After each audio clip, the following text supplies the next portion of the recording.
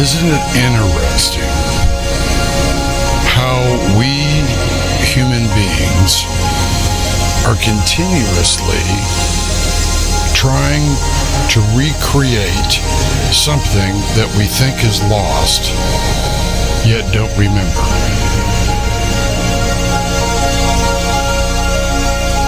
Isn't it odd that we are trying to constantly, in every turning of the wheel of history, attempting to create a utopia, a perfect society,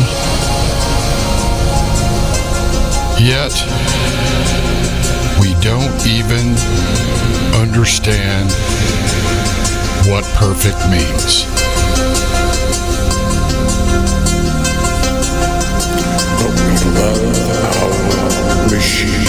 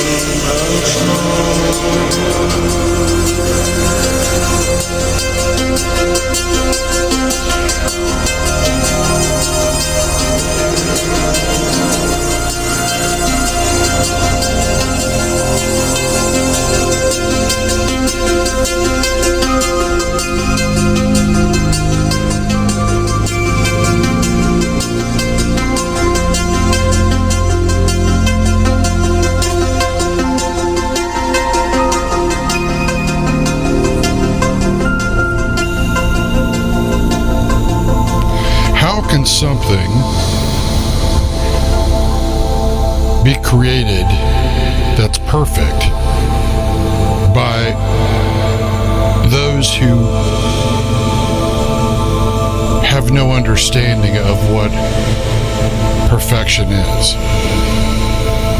How would you know if you obtained it?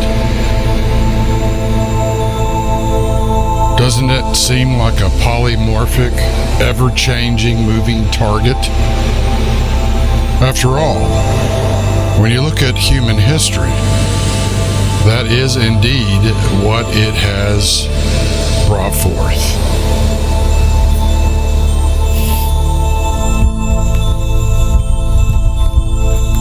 Yes, it is a curious thing.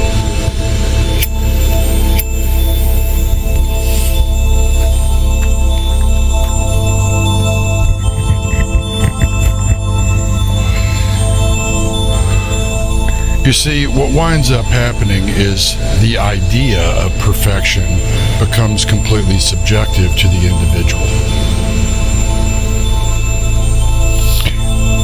Now, the irony in that is that each individual has their own conceptual reality, their own perception, their own thoughts as to what is perfect for them. Yet what is perfect for them may not be at all perfect for somebody else. So their notion of a utopia and what society should be like only works to the degree that it does not come into conflict with opposing points of view.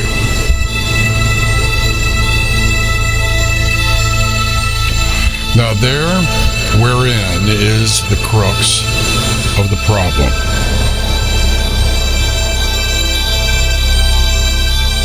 One might say too many cooks in the kitchen, right?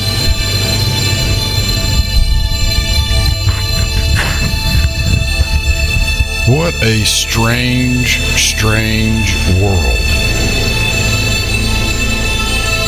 Where we pursue something we don't remember, but we know we lost, yet deny that we lost it in pursuing a notion, a shadow of a thing that we deny the actual reality of.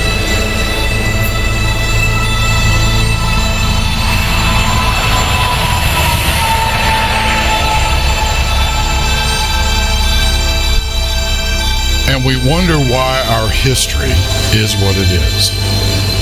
We wonder why our societies turn into what they become.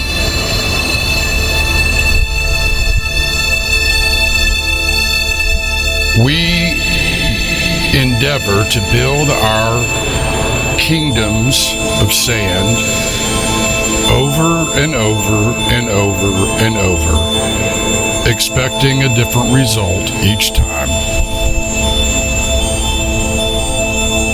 Yet finding that the storms that inevitably come, that are sown and sowing the wind, the whirlwind comes and demolishes our sand castles, our kingdoms of sand, knocking them into the dust of the ground, right where our shadow always is.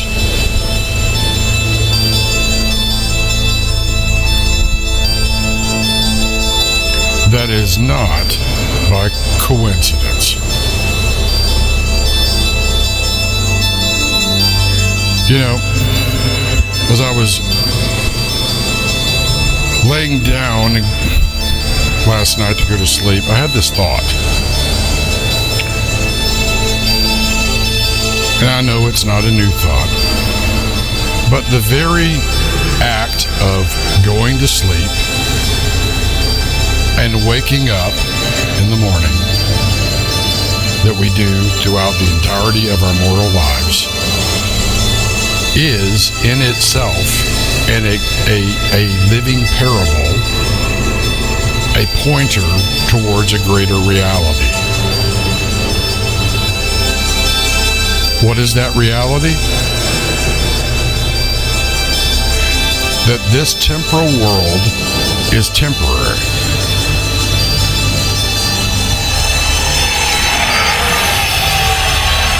And being that it is temporary,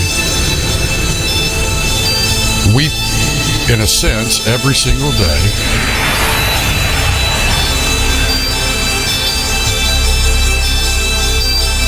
we wake up, we go through our day, then we go to sleep. That is a 24-hour cycle that, in a sense, represents the entirety of one's life. You're born, and you wake up in a new world. A temporal one, but a new one. Every night you lay down and you go to sleep. In a sense, it's like a dress rehearsal for dying.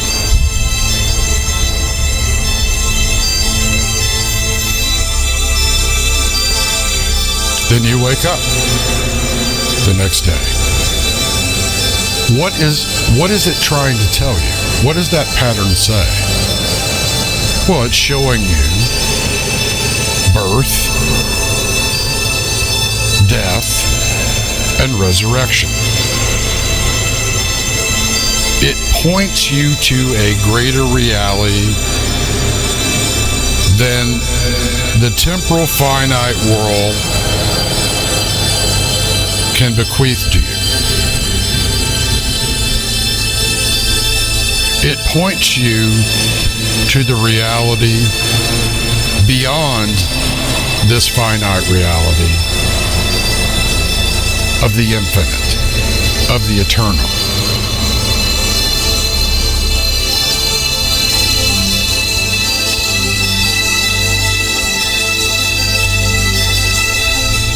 Now, when you think about that, many cultures, many worldviews have tried to make sense of it in their own way. But Judeo-Christian thought really does the best. There's a resurrection. There's a birth. There's death.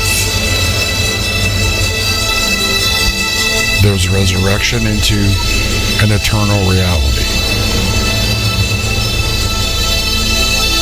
This life is, in a sense, like time in a womb.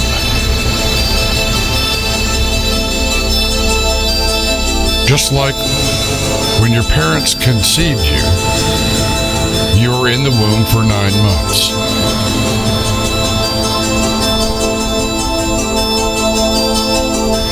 The closer you got to emerging into this world, the more the labor pains increased in your mother. The closer they got together, and the more intense they were, those contractions that come, right, signal a clock counting down to the arrival of that new baby.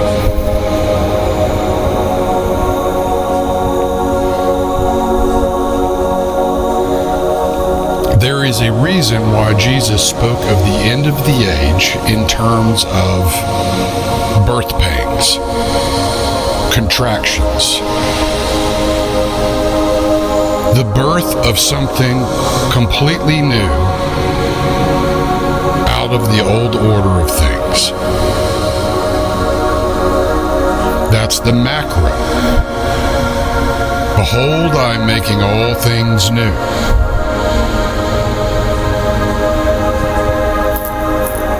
Well, for there to be something that's new, there has to be something that is old.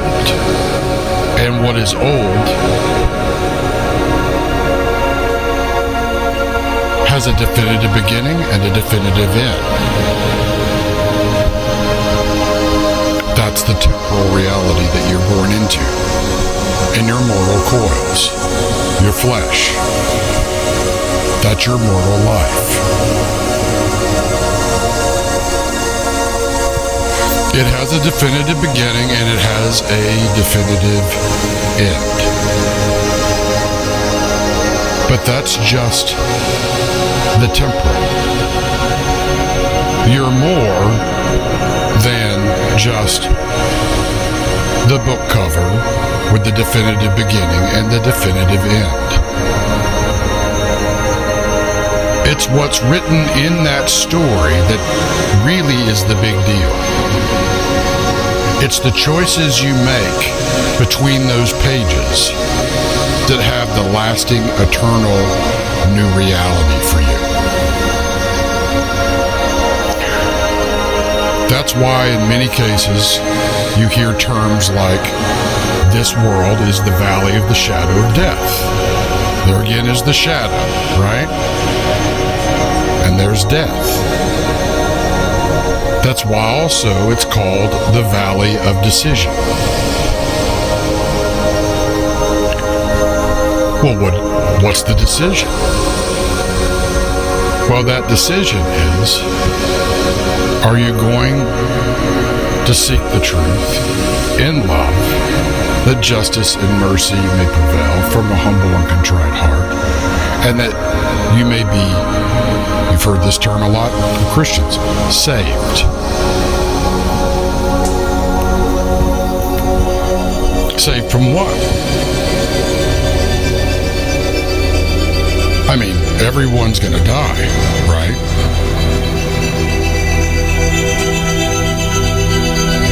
Well, that's where a lot of people leave it, particularly atheists. But atheists, true atheists, live in the sheer terror of death because they have convinced themselves that there is nothing beyond the temporal. Even though everything in the temporal points to a greater reality, a greater existence.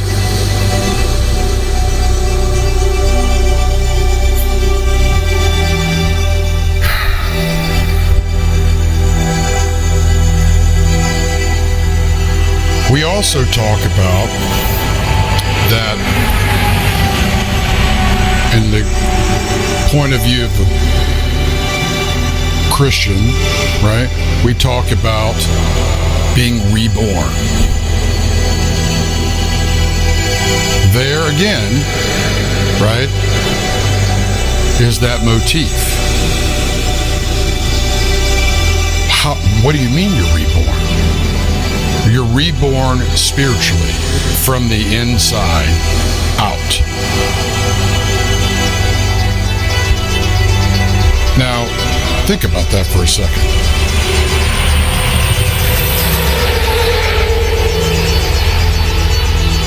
Why would you need to be reborn from the inside out spiritually?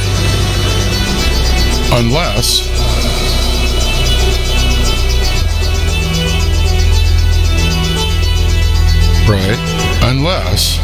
something was missing in you in just your temporal birth. Well, after all, your mortal coils are mortal for a reason. They're finite for a reason. Think of it this way. Even the things that you struggle with the most. Take addictions. Right? Addictions are all consuming. They'll destroy you. But even those addictions point to a greater reality. And it shows you that the temporal is the temporal. It's finite. Your temporal reality, your box of flesh, your mortal coils, have an infinite hunger. They're like a bottomless pit with a temporary lifespan. That is showing you that there is something more that you're seeking. Whether you realize it or not, whether you deny it or not, something more than temporal could ever give you. Like I said before, There's not enough temporary people, places, and things to fill up an infinite space. You cannot fill up a bottomless hole with temporary things. It's bottomless. It's like trying to pour a glass of water in a glass, right, without a bottom. You're never going to quench your thirst. And continuing to try to do it is actually quite insane. Yet is that not how we live here? Is that not what we built here? We pursue happiness down into the bottomless pit in our temporality. But we're never satisfied. We're never satisfied with more people, places, and things. More wealth, more power, more influence. More only leads to more. More temporary things. The entire global system is temporal and is built on that. That's how all economies run.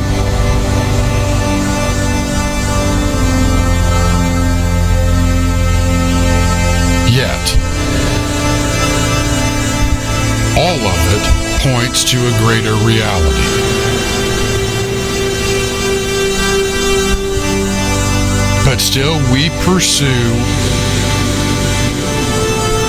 what we know will never satisfy us.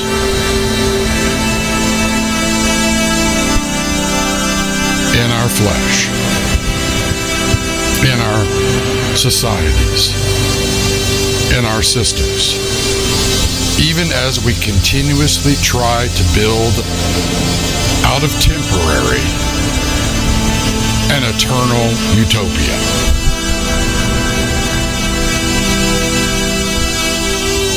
Now that's folly, is it not?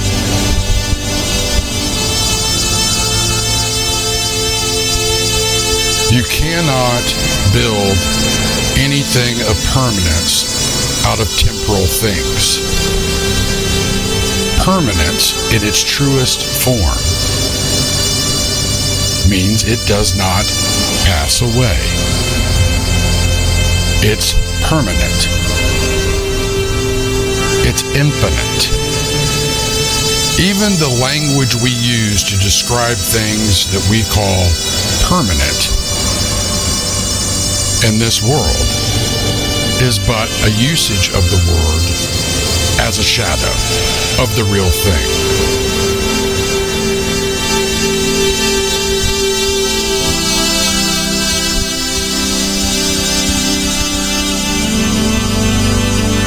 So, when we say you must be reborn, you must be born again, we're not talking about physically, we're talking about existentially, spiritually, internally. The only thing that can bring true contentment in this world, even in relative terms, when you have an infinite hunger, an infinite desire, and only temporal means and methods here, is something beyond temporal means and methods. That brings us to God. An eternal existence and an always existing Creator God.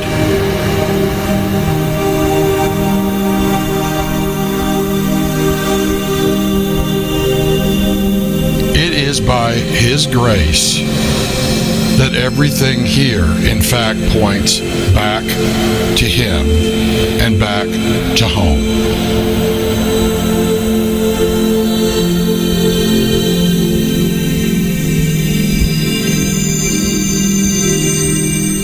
Eternal is something we can't even conceive of. Truly, we can't.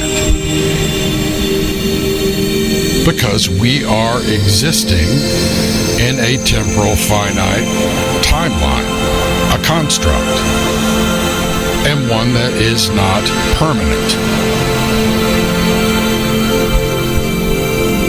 But seeking that which does have permanence, which is beyond what the temporal finite world can give you, that's the true path. That desire to understand, to know what is true,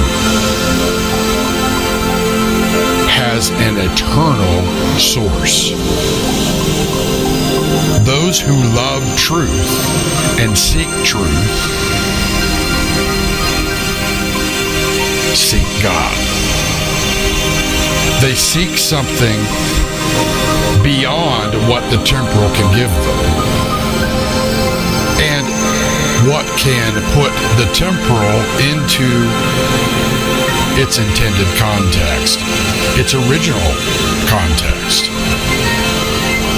It puts their own temporal, fleshy lives, their mortal lives, into a context that supersedes, right, the confines of a temporal, finite reality.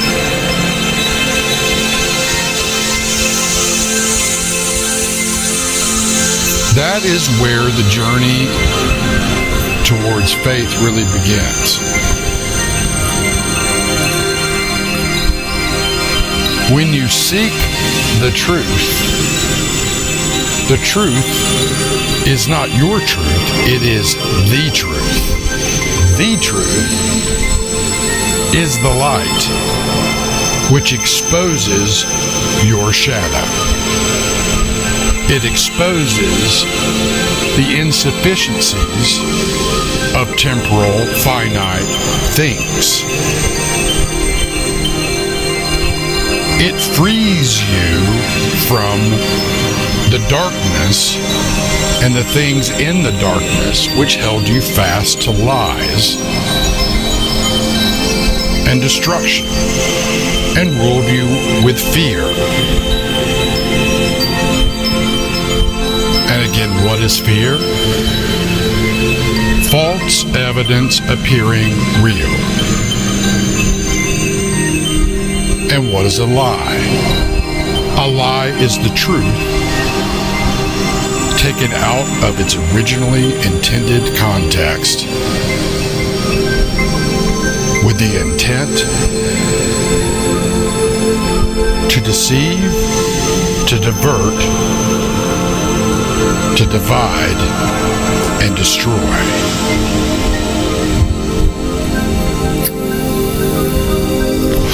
Which leads to death.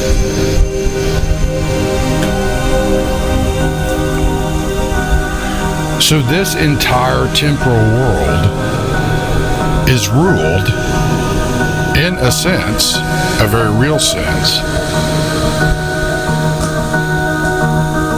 by its constant struggle against the very thing that sustains it, that it denies, yet needs to continue to exist in its temporality.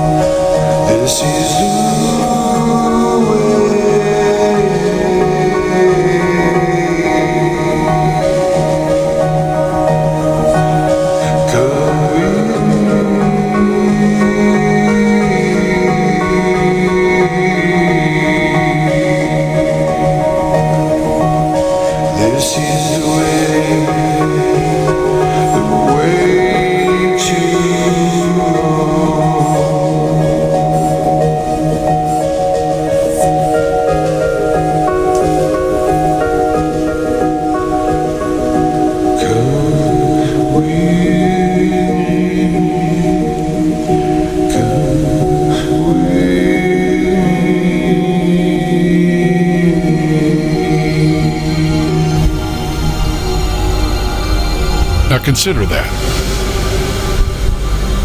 If everything in this world points towards something more real, more permanent, more lasting, of greater substance, it does make sense that this would be the valley of the shadow of death, and also the valley of decision. So to have a valley, you have to have mountains. So what are the mountains?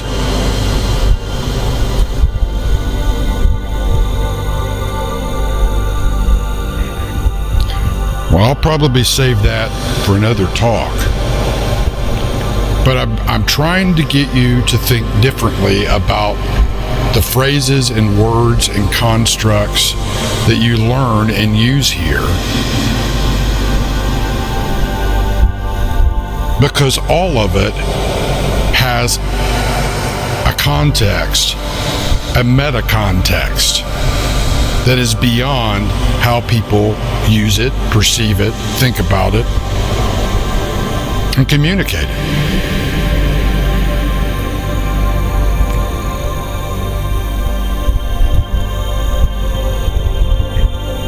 So, you were born into a three-dimensional temporal world plus time space. That's represented by a six-sided cube.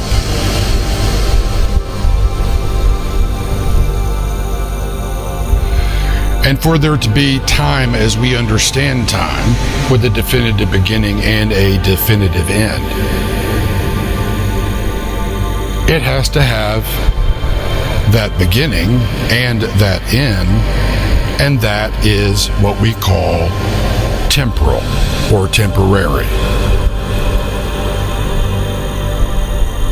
There's a reason for that. There's a reason why all these things I've said point you to a greater reality.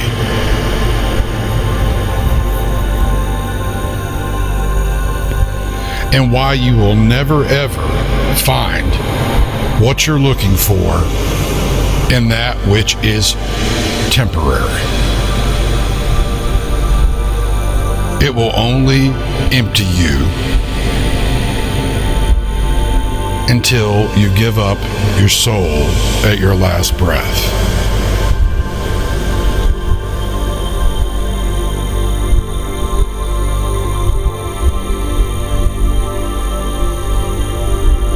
Now, if you seek the truth, using that language, right? You've heard again, born again, right? If you experience a true spiritual rebirth, right? You know, seeking the way, the truth, the life. There's a reason why we say it that way. Eternal life was what you were originally made for.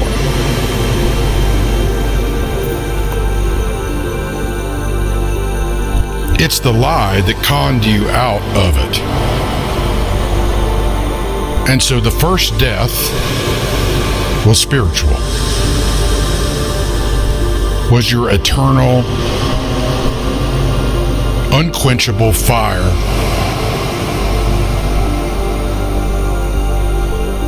That's what must be reborn in you.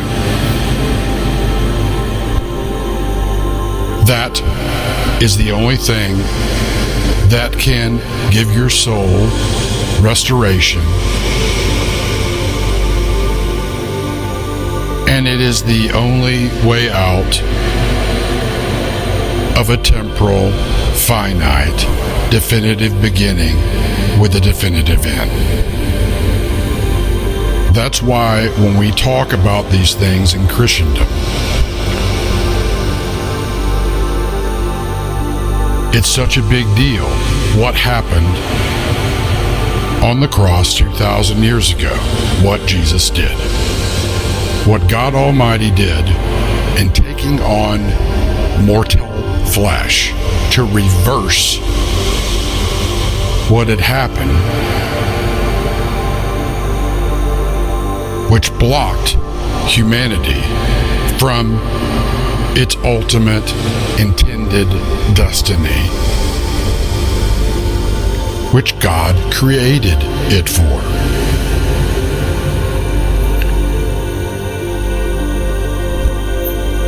God did not create us to be temporal.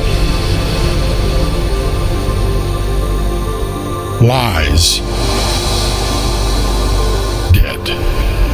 Because that is how the lie continues to exist. Because a lie cannot stand up to the truth. It's dependent on it. So its lie is to make others dependent upon it by deceiving them, so that the lie can devour them. It's the opposite.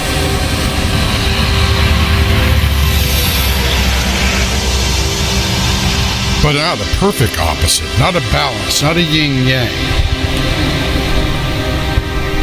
But it's in opposition to. And why is it that way? Pride.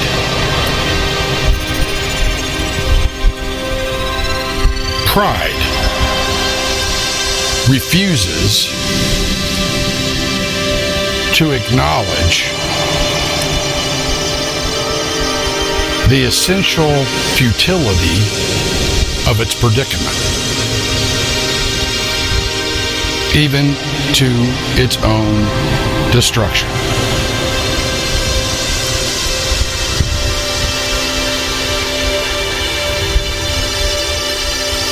Now that's where we get into the metasphere, the spiritual realm.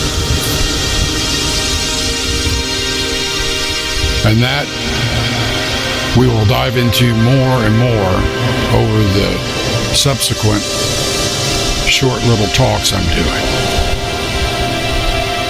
Because that is a war zone. But if you start to understand that, you start to understand the battle zone you're in and what the battle is over.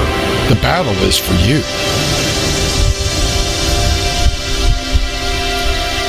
It's the kingdom of heaven fighting for you. Because God loves you. He doesn't want to see you go to your destruction. And so those that are his children, the children of God, right? Heard that phrase? And the heavenly host, you've heard of that, which is a combination of both those who have passed on in the kingdom, right? Humans that are passed on.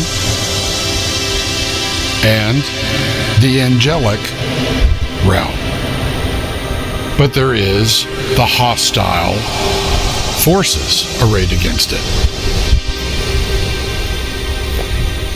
They've already lost. This is just playing out in the temporal.